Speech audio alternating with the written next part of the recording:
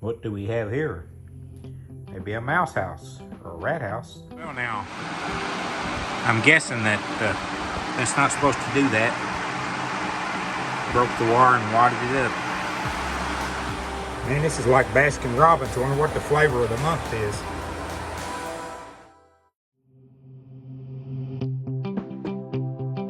Another beautiful day in Kentucky. Welcome to the channel. Those of you that haven't subscribed, please do so. I'm running about 80% of the non-subscribers on views, and I'd appreciate it if you click that subscribe button. It doesn't cost anything and sure would help me out. Let's get in the shop today and see what we got going on. All right, today I'm going to take a few minutes here and change my AC compressor that locked up on my square body during power tour. I actually ordered a new one from Summit. I ordered AC Delco compressor this time. The one, like I say, the one on here was supposedly new, came from Rock Auto, but it wasn't an AC Delco, so I'm not sure about what was going on there. But anyway, we're going to change it out. To get the compressor out of the bracket, just need an 18 millimeter wrench, and I need to remove this bolt, and this bolt, and then that'll let me take the compressor out, and then I got to take the bracket off the compressor and install in the new AC condenser. So let me get that off there and I'll show you what that looks like. I pulled out what I call the orifice. Look at it. Total destruction on the compressor. Okay, the compressor is on. I lined hook back up. These O-rings in the compressor, oil in the compressor. And now I just have my cheap Harbor Freight vacuum pump, pulling vacuum on it. It will probably take about close to an hour, I'm guessing, to pull it with this way this thing pulls. So, but we'll see. But, right now, that's the process. I ended up putting about almost 6 ounces of oil in it. I read online 3 or 4 different comments, and they was all over the map from 2 up to 8 ounces on a total evacuation. So I settled on 6 for just changing the compressor. I don't think it'll actually hurt too much if I get too much oil in it, because it'll eventually, this pump will suck it down. And if it's getting up in the line area, hopefully. So that's where we're at. I'm just going to let it pump here for a while and see what happens. All right, we have air again. I'm just about a half a can short on Freon. I'm going to get one more can put in. Everything seems to be good. It's actually cooling pretty good, but the compressor's still cycling and it's still showing a little bit low on the gauges. So we'll get that taken care of. Also found out that our steering fluid is pretty low, because this is one of those that you can't hardly get to the stick on. See, it's way down in there underneath the air compressor. So I added some fluid to that. Of course, overfilled it. Got it running out on the ground. Hopefully it will finally quit leaking there. I'm going to back it out here and just let it run a little bit.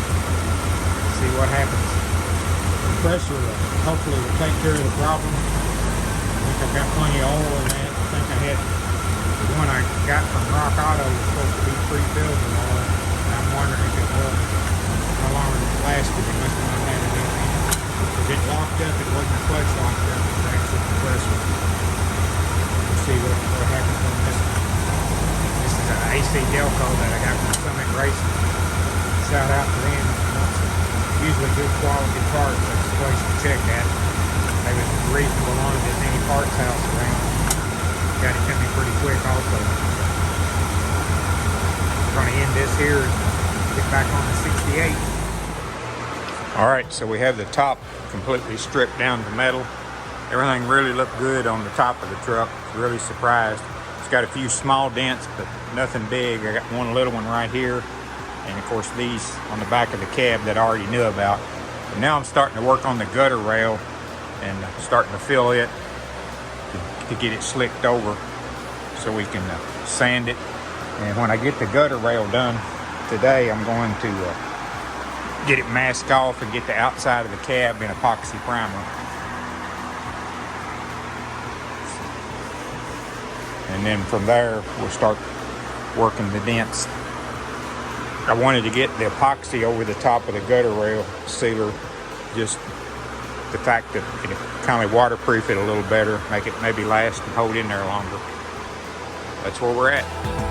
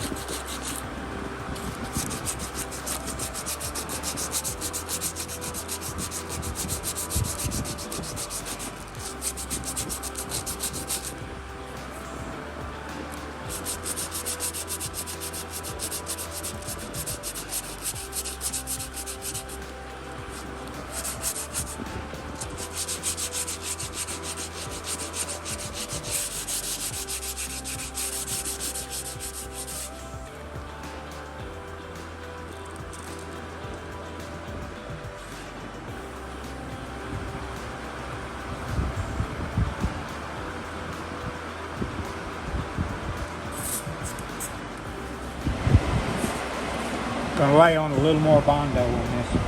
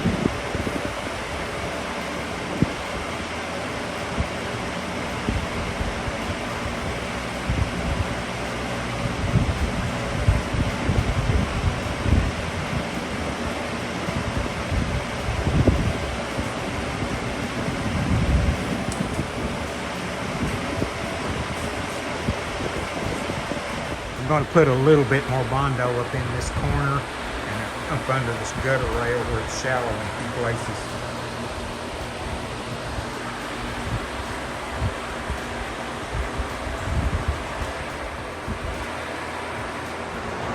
Alright, so I've got this all ready for epoxy primer on all the door jamb area.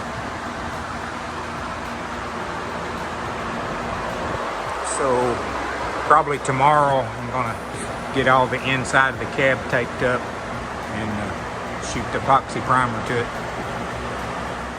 So this morning while out here working on the truck, I discovered something. This side panel here by the firewall had been hit and wrinkled up, so I wanted to straighten it.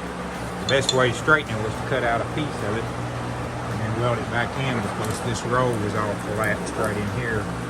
And so when I pulled it out,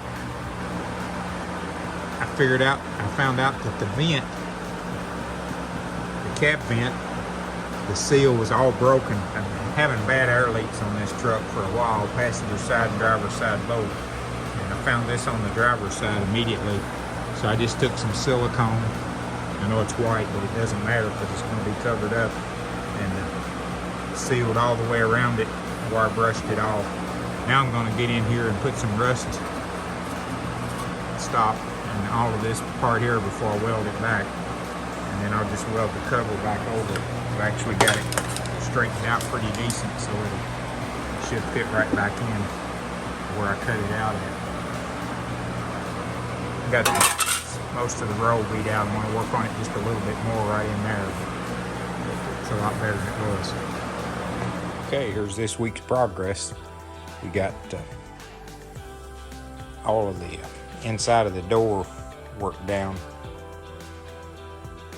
and filled. Still haven't got all of this sanded up through here, but what we're trying to achieve is this right here, where it's smooth when you look inside the door. Got, of course, the roof stripped off. Got some of the fill back in here. There's a low spot right there where they miswelded the cab seam where it comes together, so I'm going to fill that and feather it off there a little bit. And the passenger side,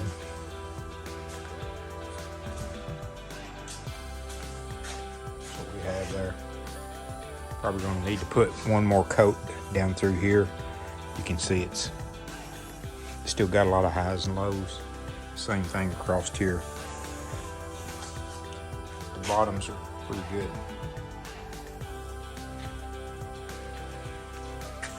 The gutter rail got some dust in it, but real pleased with the way it turned out.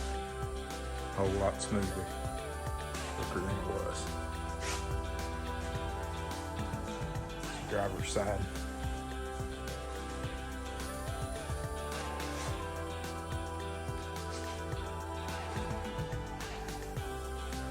Across the front.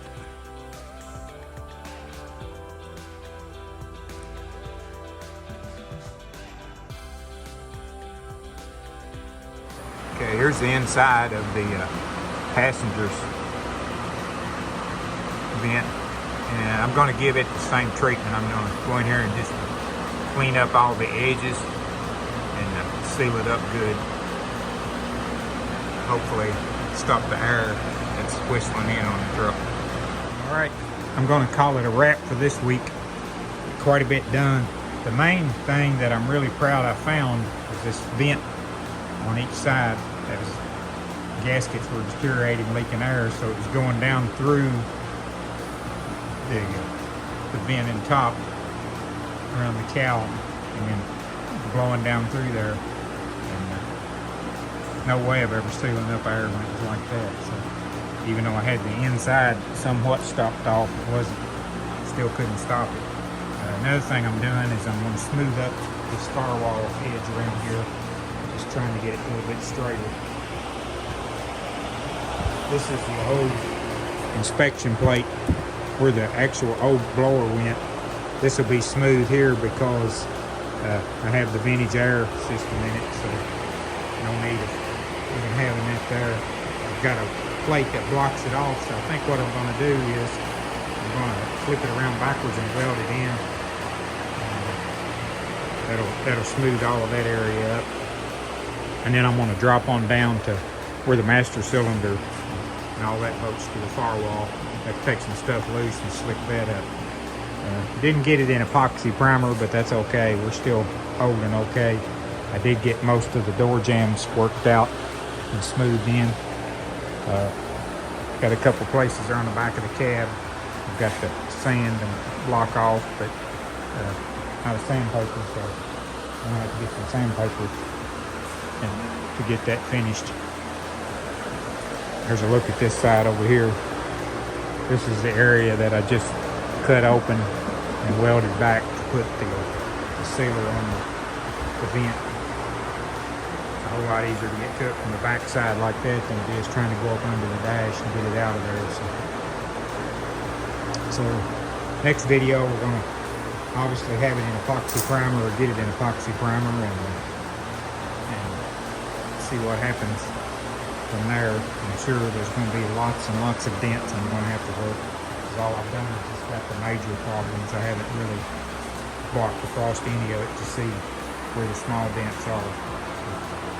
But that's where we are, where we're at, excuse me, not where we are. Hopefully still moving forward. Where for a while it seems like I take a step forward, 2 steps back on it, but I think I'm finally gaining on it. Got most all of the rust issues taken care of now. Still got a little bit of area right under the windshield, right in there, that I'm going to address. I'm going to grind it and make sure it's not all the way through. I think there is some pinholes in it. If there is, I'll probably have to cut out a spot and put a little piece of metal in there. We'll see when we get to that point. Thanks for watching. Have a good day.